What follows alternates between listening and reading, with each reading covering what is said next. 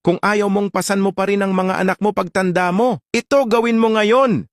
Maraming magulang ang buong buhay nagbanat ng buto, tapos sa huli sila pa rin ang inaasahan. Hindi dahil tamad ang anak, kundi madalas kasi hindi sila naturuang maging independent. Kung ayaw mong mangyari yon, ito ang mga dapat mong simulan habang maaga. 1. Turuan silang kumayod, hindi lang mag-aral. Grades are good, pero diskarte ang kailangan nila sa totoong buhay. Bigyan mo sila ng maliliit na responsibilidad like tumulong sa bahay, magbenta, mag-ipon ng sarili nilang pera. Diyan nabubuo ang tiwala sa sarili. 2. Huwag gawing safety net ang bahay. Kapag kaya na nilang tumayo sa sarili, hayaan mo silang matuto. Tinuturuan mo lang silang maging matatag. 3. Huwag mo silang laging sagipin. Kapag palaging may nanay o tatay to the rescue, hindi nila mararanasan kung paano bumangon mag-isa. Hayaan silang magkamali kasi doon sila matututo. 4. Pag-usapan nyo ang pera.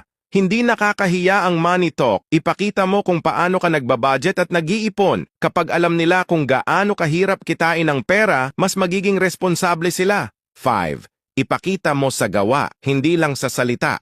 Kung ikaw ay disiplinado, marunong mag-ipon, at hindi umaasa sa iba, gagayahin ka nila. Dapat ikaw ang role model nila. 6. Palitan mo ang utang na loob ng responsibilidad.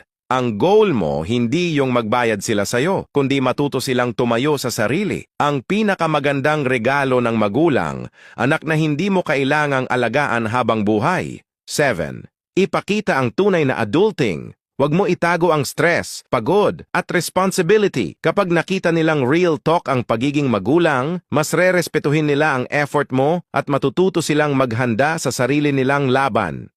Nagustuhan mo ba ang kwento ko? Kung yes,